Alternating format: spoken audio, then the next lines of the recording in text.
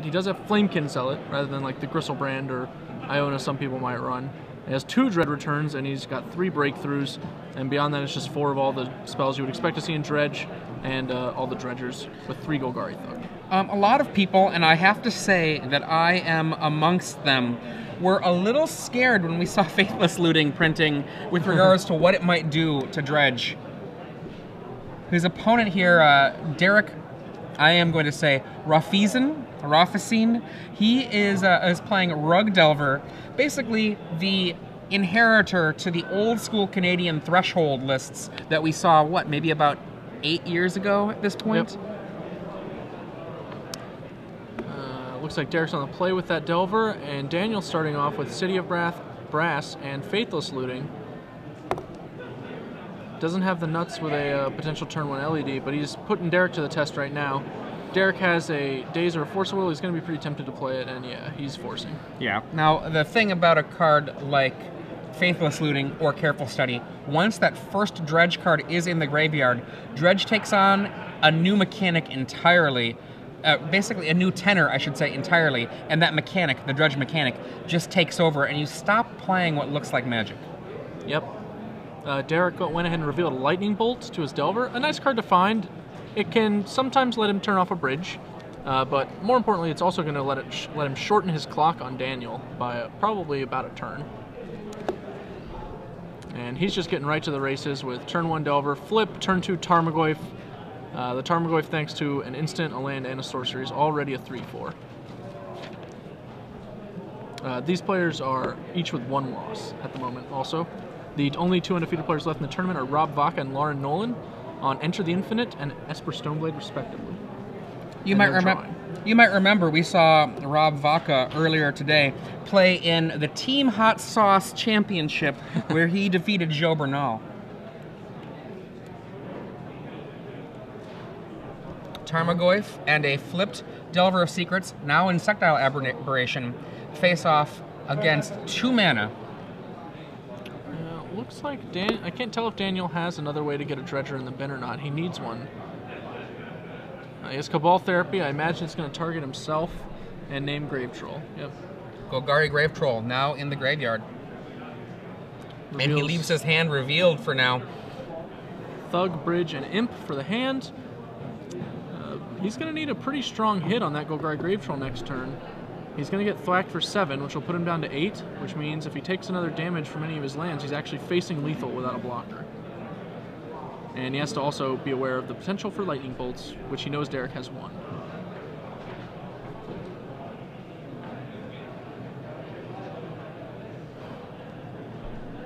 And it's about to be a game of not quite Magic. Here we go. Will Daniel be able to do something impressive, or will the game end? Nothing impressive there. And that's... We know his hand. That should be it. Oh, he's wait, got actually, pardon me. Coliseum. Coliseum. Go a little deeper, but all he has is a Thug. He has nothing else going. So if this Thug misses, that'll be it. First Dredge of 3. Narcomoeba. That's a good one. Needs another Dredger on the 4th card. 2 Narcomoebas. That does keep him alive. It keeps him alive, as far as he knows. Derek actually has 2 Lightning Bolts in his hand, so... we also are, I believe our life total's off by a point. I think he's down, or is he down? No, he is on 7 now, you're right, yeah. Okay, if he has 2 Lightning Bolts and it looks like a fetch land, yeah, I think that's it then. Well, actually, no, he's got a Bridge from below in gravy as well, so he's not dead yet. And the second Bridge from below. He's discarding the second one to Coliseum. And gonna go ahead and get his graveyard straightened up, but not reorganize it, notably. He has a Dread Return, 2 Bridge from Belows, 2 Cabal Therapies, I believe. It's actually a relatively reasonable play for him to sack one of those Narcomoebas right off the bat and name Lightning Bolt, considering he gets 2 zombie tokens. But Derek's going to go ahead and just kill his own Delver. Goodbye, Bridges.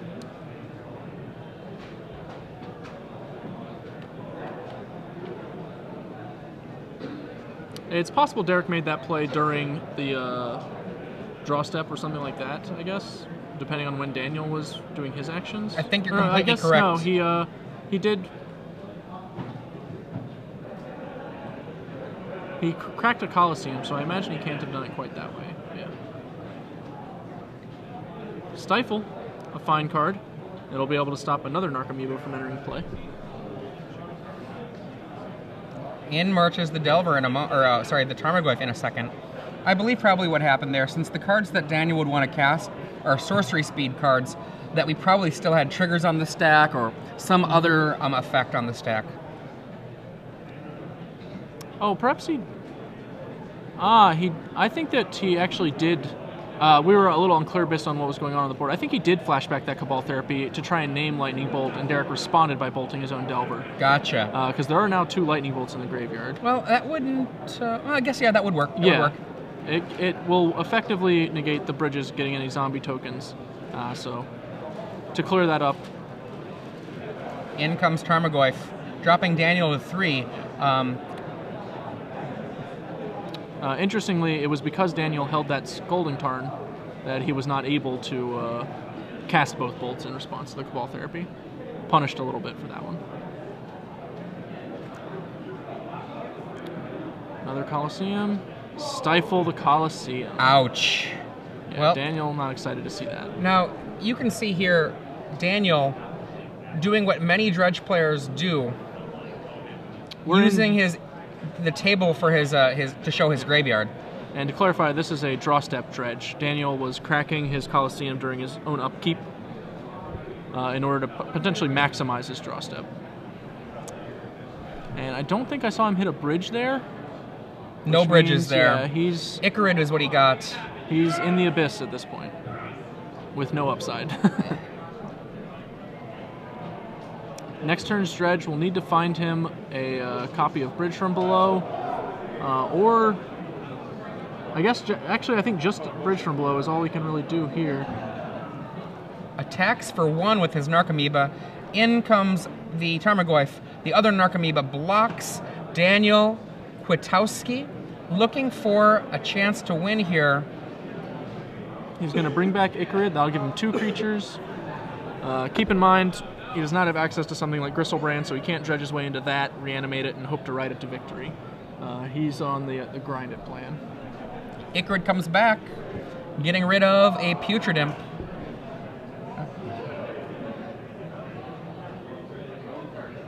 Daniel at a precarious 2 life. Derek does run Forked Bolt in his deck. Yeah, he has... And Fire Ice. Yep. He has more burn spells than most Rug Delver players. Most run 4, maybe 5. He's got 7. And Putrid Imp is the card dredged. Icarid marches on in for 3. Derek empty-handed, but Daniel is actually quite hobbled here. Most of his Narcomoebas are dead. 2 of his bridges are gone. He has no bridges in the graveyard. Yep, and he's a lot of dredgers are in his hand. His capability to pull off the combo finish is definitely not looking great. He Cabal Therapied himself there, sacrificing Icarid before the end step. That helps him get that Golgari Grave Troll back in the yard, giving him the massive dredge that card can provide. He's going to need to hit a good one this turn. He's losing his Narcomoeba. Icarid's not exactly a blocker, as they call him. Derek Raufeisen off the top. Forked Bolt will do it. We're on to game 2. You can see our coverage runner there, Patricia, in the background next to Derek. To the sideboards. Derek has, let's see, 3 surgical extractions amongst his many cards that he can bring in to help fight this fight.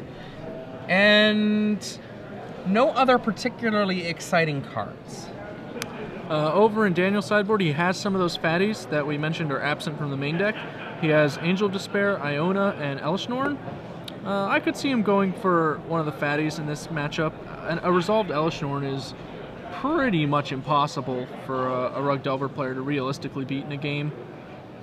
He also has access to Firestorm, but not really impressed with that card against Rug Delver. It basically can only kill Delver of Secrets, and it does it at a relatively steep price. So I imagine he might slot in that big guy, and that's about it. Maybe tweaking with his 3rd Icarid is in the sideboard, as is his 4th Breakthrough. Now, one of the things that the Firestorm is usually for is to stop hateful creatures. And there are a ton of creatures that if they sit and play can make Dredge not have a very happy day. And obviously, Derek does not have his deck list in Daniel's hand, so he doesn't know for sure. But a quick glance on our side of things, there are no creatures in Derek's deck that are particularly hostile to Dredge, and Rug Delver, generally the worst that they can mention is the Ooze, which is often going to get outside of Firestorm range immediately. Yeah, it's not uncommon for some Rug Delver players to play one Scavenging Ooze and some number of Green Sun Zeniths over some burn spells and a couple Tarmogoyfs in order to diversify their threats, while at the same time actually slightly increasing the number of threats they have in the deck going long. I've definitely also seen people play the Scavenging Ooze with 0 Green Sun Zeniths or only a single Green Sun Zenith. But Derek preferring instead to go 4/4/4 with Delver, Tarmogoyf, Nimble Mongoose, and then have those extra slots be used up by burn. Dredge is a deck that really likes to capitalize on game one, so Daniel being down a game is, generally bad news. That said, a lot is won and lost in sideboarding. Many players, when faced with an enemy like Dredge, might sideboard incorrectly, might over-sideboard, might side out too many creatures, things like that. I think that's not that big a risk for the Rug Tempo deck. It's got a reasonable matchup, especially when it's on the play, so Derek at least has the luxury of a likely advantage game 3. One of the things that the Dredge player has going for it is it can play a game that will end before Derek can sometimes have a chance to do anything. Now, Surgical Extraction being a free spell does mean that he has the ability to interact effectively on his own turn 0, but Daniel Kwiatkowski's version of Dredge, this Lion's Eye build, quite literally can kill on the first turn. Now, that's not a very likely draw, but the combination of Lion's Eye Diamonds and the Faithless Looting can make that happen. What's significantly more likely is that it can create a crushing advantage. Yes. Very short span of space. One of the things that if you're a long-time listener to Star City Games Open Series events, you'll know that I will usually refer people to Richard Fellman's Fearless Dredge article, an article in the Star City Games archives, one of the best deck-focus articles that you will ever read, along with Chris Anderson's Elves Primer and some other articles like that. Now, this is not Fearless Dredge. Richard Feldman's Fearless Dredge is basically about running no answers to hate cards. This is instead kind of the more hyper-aggressive Lion's Eye Diamond Faithless Looting Dredge that a lot of people prefer. Derek waits for Daniel to announce a keeper mulligan before checking his own hand.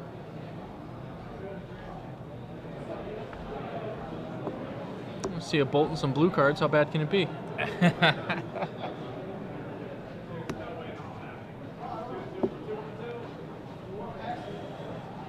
And it looks like we're off to the races. Turn 1, City of Brass. Careful study. Careful study. Now remember, start. Derek stopped with Force of Will, one of these cards, the last time this happened. No Force of Will this time. Daniel's hand looks a little light on Dredgers. I don't think he has any. It looks like a bridge, a Narcomoeba, a breakthrough, a bridge. Okay. Yeah, and he's going to need to find one. And now that he's pitched the Careful Study, his only way to get it in the bin is a Cabal Therapy, which is in his hand. No Surgical Extraction from Derek, unless he just drew one. Definitely brought him in. We can see it in the deck as he shuffles there. I'm not really surprised, I gotta be honest. Brought in Surgical. I saw it coming. He's gonna go ahead and get Nimble Mongoose down. He has access to a Wasteland, but in this matchup, I think it's fine to get the threat down first. Dredge really doesn't need its lands that much. Breakthrough for 1, causing 2 points of pain. Derek says, sure. Draw 4 cards, discard down to 1, and there is finally some Dredge action in there. Yep. Looks like we got a Stinkweed Imp and I think a Thug. Not sure. And we see the classic extending the graveyard across the play space, because that really is his play space.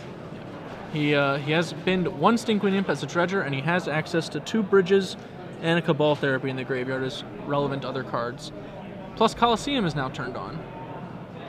Coliseum. Wow, Derek decides to destroy City of Brass rather than Cephalid Coliseum with Wasteland. I assume that means he has a Stifle and is planning to leave it up for most of the remaining game. In for one. The goose definitely not loose right now. Dredge. Here comes the imp. Derek destroyed the City of Brass, I think because he assumed Daniel might have kept a Faithless Looting or a Putrid Imp or a Careful Study. Wow. Stifles the trigger of the Icarid. Wow.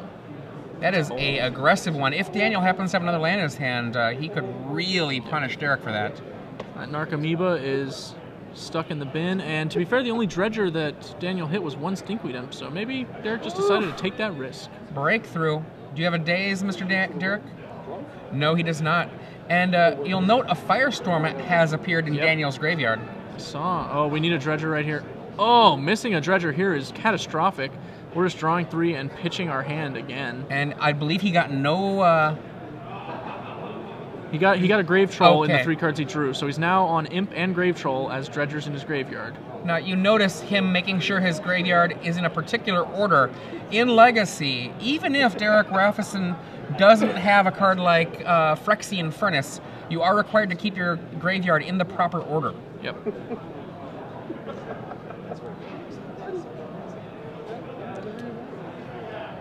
Delver of Secrets, and now at this point, Derek's just going to try and capitalize on what he's done so far to disrupt his opponent.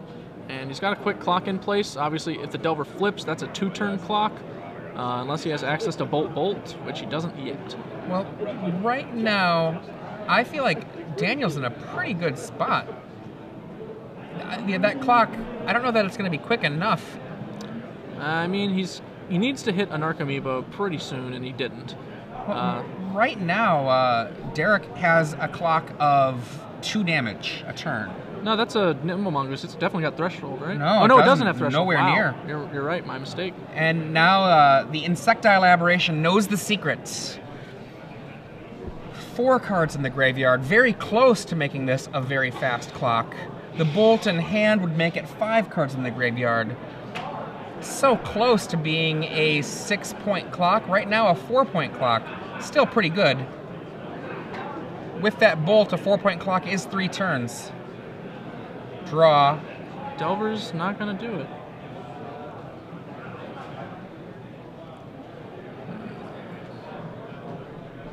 What was the card that was revealed to the Delver? I think it was what we're about to cast, which is this Altered Brainstorm, I believe. Okay, then how did he draw, after he got that Brainstorm, another card? Oh, okay, I'm sorry, Force. he flipped a Force and then shuffled. There we go, thank you. I just wanted to clarify. So a Force and he shuffled it away. That makes me much happier. Derek's quick hands there. I agree with that shuffle. Now he's stuck debating what to do here. That puts him to 5 cards. He really wanted to find a fetch land, because then fetch land Bolt would be enough. But he can go Bolt and then daze his own Bolt, paying for it. You know, I don't know that it's worth it. Just coming in here for 4, that's fine. I don't know. We don't have any other action. I think I would rather just... If he lays that... Casting the Nimble Mongoose or the Delver is basically the same. If he casts the Delver, it's the same clock. But he did not cast the Delver. I thought he was going to cast that Delver, and then regardless of whether that Delver flips or not, the Bolt, and then the presumption of the casting of that daze. Yeah, I feel like we definitely should have played one of our cards. Our hand is Daze, Nimble Mongoose, Delver of Secrets, Lightning Bolt. I don't really see a reason to not have cast at least a Delver or a Nimble Mongoose. Icarid comes out, eating a Putrid Imp. And I believe that Daniel is trying to ask if he can go to his main phase. Or to his, Yeah. Which Derek should definitely let him do. If he decides to attack and then sack the Icarid to something, he can bolt his Aberration once again. Also achieving Threshold, but that's another reason why we really wanted to have that. Just an extra random little dork out there to kill. Well, if we had the Nimble Mongoose, then we would actually have untap with 6 power. Looks like, yeah, we're just going to go ahead and bolt our guy, get rid of all those bridges. 1 bridge. 2 bridge. 3 bridge. That is a lot of bridges. Yep, it's a lot of bridges to lose. Oh, if only he had a little Delver to kill.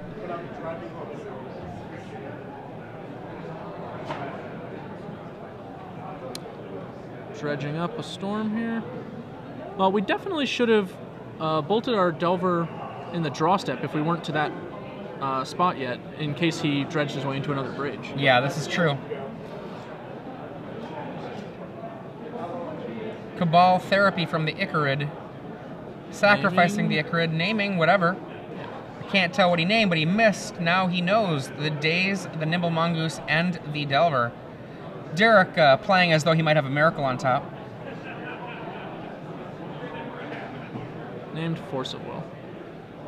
I don't think I like naming Force of Will there. I guess it's fine, but like your opponent just looked at the top of the deck and shuffled away a Force of Will, so it doesn't seem very likely. He might. Oh, and one of those guys is sick, Derek. Yeah. There you go. Take 3. The goose is loose. Now down to 7. 9 power on the table. This is one where it's very close here. The 1 mana available to pay for whatever he needs to for that Daze. Derek does now have a lethal clock in play. Without a Narcomoeba to block or some zombie tokens,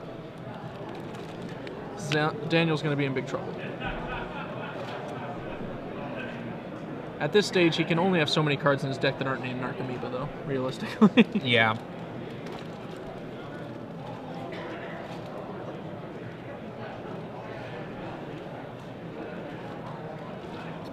There are 2 Dread Returns in Daniel's deck, so this also means that if he's boarded in any big monsters, he's got a better chance of being able to get something like that out.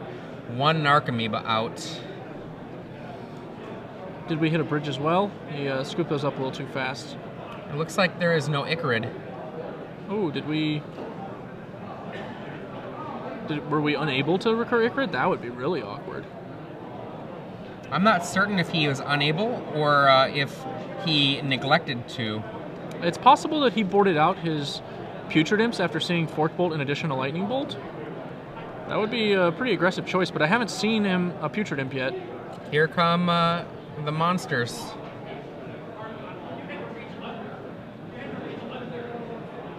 Blocks a goose. Takes 4, goes to 3. Tarmogoyf. Monsters! Ah. Yeah, Daniel had... It looks like he got another Icarid in the draw step, I think, but did not have a black creature. Wow, didn't have a black creature. I have to tell you, this, I haven't seen that. I wonder if Daniel over-sideboarded. There are a lot of Firestorms showing up, and every single one of those Firestorms is not a part of his Dredge engine. Yep, I believe he has to have boarded out the Putrid Imps and maybe shaved a Golgari Thug or 2 as well. Oh no, there's a Putrid Imp, so he definitely didn't board out all of them. He hit 1. Wow. This is very peculiar. I'm curious how he actually organized sideboard. Maybe he did some trimming. He draws. Look at that. Offers it up. Daniel Kwiatkowski taken down 2-0 by Derek Raufeisen. I'm sorry, Derek. I don't know how to say your name. Yeah. That puts Derek in good position to potentially draw into top 8 next round. Obviously nothing certain in the game of Magic the Gathering, but it's got a good shot. It sounds like we're going to have another match pretty soon.